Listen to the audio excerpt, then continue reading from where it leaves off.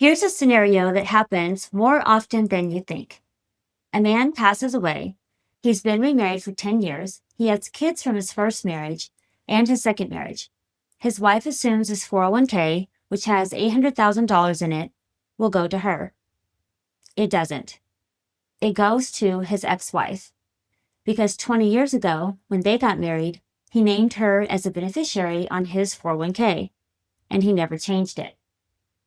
His will said everything goes to his current wife, but the will doesn't matter in this case. Beneficiary designations override your will. And now his widow is in a legal battle with his ex-wife over money that should have been hers. This is the #1 preventable mistake in blended families. And today, Jerry and I are going to show you how to make sure it doesn't happen to you. Why does this happen? Because life is busy, you get divorced, you remarry, you're focused on building a new life. Updating beneficiaries is not top of mind. And here's the other thing. Most people don't realize how many accounts have beneficiaries. Your 401k has a beneficiary, your IRA has a beneficiary, your life insurance has a beneficiary, your brokerage account might have a payable on death designation. Your bank account might too. And every single one of these beneficiary forms overrides your will.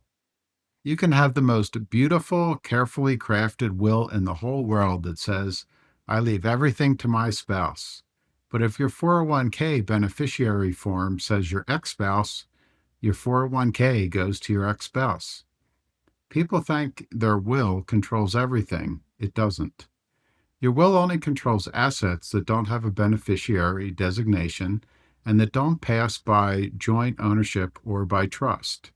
For most people, that means your will controls a lot less than you think it does. And if you've been divorced and remarried, there's a very high chance that at least one of your accounts still has the wrong beneficiary. Let me tell you about a few real situations we've seen. A woman passed away. Her IRA, $400,000, went to her ex-husband instead of her current husband and her kids. Why? Because she rolled over her 401k to an IRA after the divorce, and when she did the rollover, she never updated the beneficiary. The IRA custodian used the same beneficiary as the old 401k, and she didn't notice. A man remarried. He updated his will, updated his life insurance, updated his 401k, but he forgot about the small IRA he had from a previous employer, $75,000. Went to his ex-wife. His widow didn't even know the account existed until after he died. Here's another one. A man got divorced. He was required by the divorce decree to keep a life insurance policy with his ex-wife as a beneficiary until the kids turned 18. The kids turned 18. He remarried. He forgot to update the policy. He passed away at 62. The life insurance, $500,000, went to his ex-wife. His current wife got nothing from that policy. These are not edge cases. This happens all the time. And in most cases, it's legally binding. The ex-spouse gets the money. The current spouse has almost no recourse. So here's what you need to do today. Pull out every single account you have and check the beneficiary. Here's the list. 401k, check the beneficiary. If you're not sure, log into your account or call your HR department. IRA, check the beneficiary.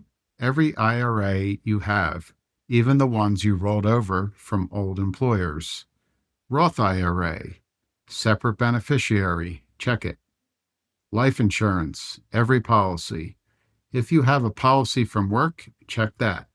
If you have a policy you bought yourself, check that too. If you have an old policy from 20 years ago that you're not even sure is still active, find out and check the beneficiary. Brokerage accounts.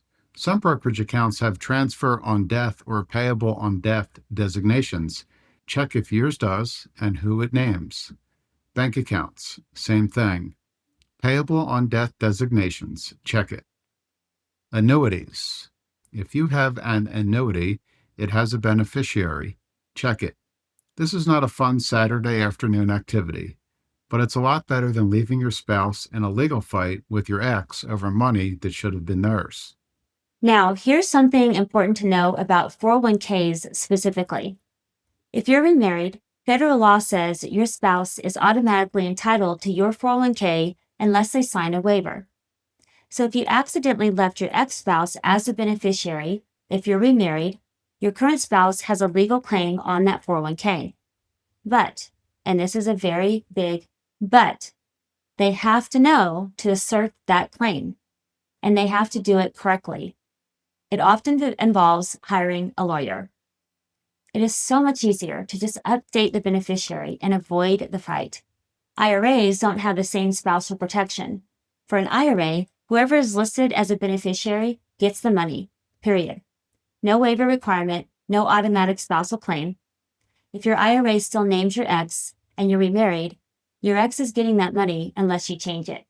Some of you are thinking, but my divorce decree requires me to keep my ex as the beneficiary. That happens. Usually it's for life insurance or sometimes for retirement accounts, and it's usually until the kids reach a certain age or until alimony ends. If that's your situation, you need to do two things. First, make absolutely sure you understand what the decree requires. Does it require your ex to be the beneficiary on everything, or just on a specific policy? Until when? A lot of people keep their ex as the beneficiary on everything because they think they have to, when really the decree only required it for a specific life insurance policy. Second, if the requirement has expired, if your kids are now over 18, or if alimony has ended, for example, update it immediately. Don't wait. And third, make sure your current spouse knows about the requirement. They need to understand that this is a legal obligation, not you choosing to benefit your ex. And when the obligation ends, put a reminder in your calendar to update the beneficiary, because this is one of those things that's easy to forget when you're not thinking about it. Here's how to do a full beneficiary audit in about 15 minutes. Step 1, make a list of every account you have: 401k, IRAs, life insurance, brokerage, bank accounts, annuities. Write them all down. Step 2, next to each account, write down who the primary beneficiary is and who the contingent beneficiary is. If you don't know, that's your to-do item. Find out. Step 3, look at that list and ask yourself, is this what I want? If I died today, is that who I want to get this money? Is my current spouse protected? Are my kids from my first marriage protected if that's important to me? If the answer is yes, you're done. Well, not done. You need to check this again every few years or whenever something major changes in your life or the lives of those that you love. If the answer is no, step 4, fix it.